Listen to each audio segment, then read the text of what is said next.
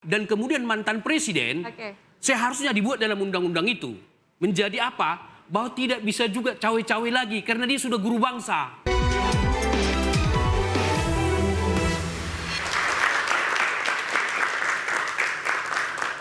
Baik, Anda kembali di interupsi pemirsa. Singkat saja nih, saya ke Bang Ciko dulu. Bagaimana ke depannya Pram Prano jika memang real count KPU yang menentukan pemenangnya adalah Pram Prano, apa langkah terobosan baru bagi Jakarta yang bukan lagi nanti jadi ibu kota? Yang pertama kami ingin mengutip apa yang disampaikan oleh Presiden Prabowo Subianto ya. Beliau menyampaikan dalam pidato terakhir sebelum terjadinya pilkada bahwa siapapun yang menang harus mengayomi siapapun itu yang kalah yang ikut dalam kontestasi. Begitu juga supaya rakyat kembali bersatu, tidak lagi ada polarisasi, ada perbedaan-perbedaan setelah kemenangan ini. Dan ini suatu pesan yang sangat baik yang kami apresiasi dari Presiden Prabowo, dan Mas Pram tentu akan melaksanakan apa yang disampaikan tersebut. Yang kedua, tentunya Mas Pram sejak awal memang ingin membangun kota global Jakarta ini yang berkeadilan, itu yang diutamakan. Artinya apa? Mengangkat harkat martabat mereka-mereka yang masih terpinggirkan, mereka-mereka yang termarginalkan, dan membangun Jakarta itu harus dari bawah, bukan dari atas. Kemudian gimana masyarakatnya bisa semuanya setara dan kita semua bisa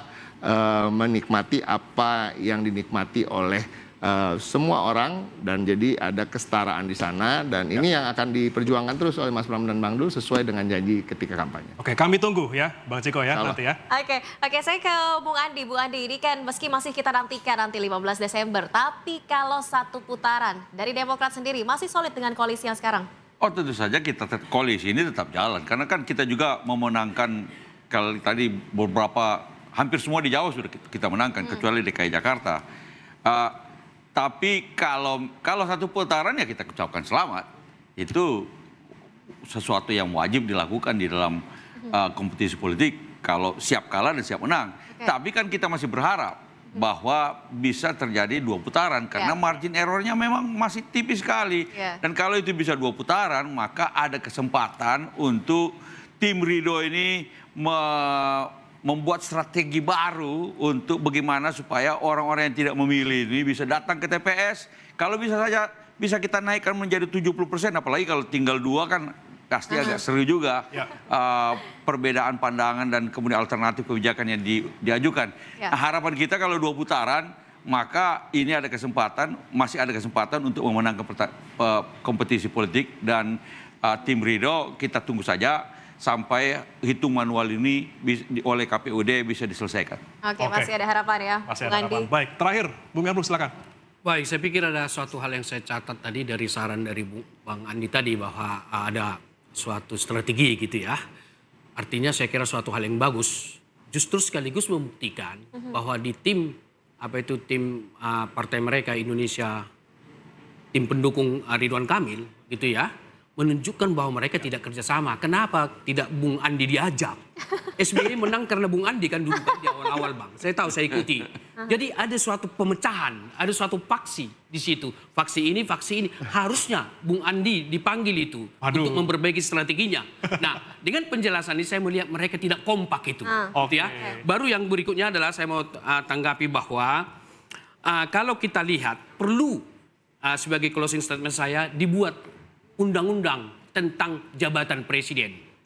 Supaya presiden tidak cawe-cawe lagi lah. Karena supaya presiden kita, siapapun presiden kita, jadilah menjadi negarawan. Tidak memberikan dukungan kepada pilkada. Gitu ya, karena dia sebagai presiden.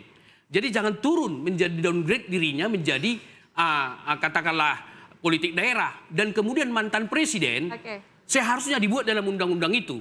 Menjadi apa? Bahwa tidak bisa juga cawe-cawe lagi karena dia sudah guru bangsa. Nah, ini yang menurut saya yang perlu kita perhatikan supaya ke depan presiden kita dan mantan presiden kita, kecuali dia menduduki sebagai ketua partai, pernah SBY sekaligus ketua partai. Nah, kalau dia tidak menduduki ketua partai, jadilah negarawan, jadilah guru bangsa. Jangan menyampaikan suatu pandangan-pandangan. Kenapa? Presiden maupun wakil presiden, mantan presiden itu kan 24 jam Bang. Jadi kalau dikatakan ada dari istana itu mengatakan begini, bahwa itu adalah sebagai ketua Gerindra. Kan begitu. Jabatan presiden 24 jam Bang. Seketika dia sisiran, Bapak Presiden lagi sisiran. Tidak bisa dipisahkan itu. Ya. Kecuali jabatan-jabatan lain. Oleh karena itulah saya menawarkan kepada teman-teman partai dan DPR di Senayan. Buat rancangan undang-undang sebagai menjadi jelas peran Presiden dan Wakil Presiden dalam konteks politik kita di Indonesia. Baik.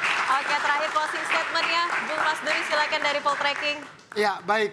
Kalau sebelum pilkada para kandidat berebut endorser ya. Setidaknya ditunjukkan oleh tadi ada Anies, ada Ahok, kemudian ada ada mantan presiden ya, ada Pak Jokowi, kemudian Pak Prabowo tadi sempat disinggung sekilas juga muncul suratnya kan. Yang katanya dibuat sebelum hari tenang gitu. Tapi tanpa tanggal itu.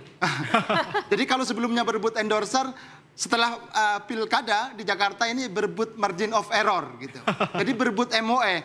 Yang posisinya di bawah berusaha menarik ke bawah, yang sedang menang berusaha menarik MOE ke atas gitu. Tapi pada akhirnya apapun hasil akhir dari pelaksanaan pilkada di Jakarta itu adalah pilihan warga Jakarta. Dan kita semua menganggap pelaksanaan pilkada serentak ini cara kita merayakan demokrasi di Indonesia. Dan sekali lagi, semua pilihan yang terjadi ya kita kembalikan kepada rakyat ya sebagai pemegang kedaulatan tertinggi ya dalam konteks pilkada Jakarta, dan kita berharap siapapun yang terpilih mau satu atau dua itu yang terbaik untuk Jakarta. Betul sekali. Siapapun yang menang yang terbaik, dan tentunya kita berharap nanti hasil real count KPU juga adalah suara hati rakyat Jakarta. Terima kasih Bapak-bapak sudah hadir di Interupsi. Terima kasih adik-adik dari Unikat Majaya sudah bergabung di Interupsi. Demikian Interupsi, saya Nadia Valeri. Dan saya Bria Maratena yang undur diri. Selamat malam dan Sampai jumpa.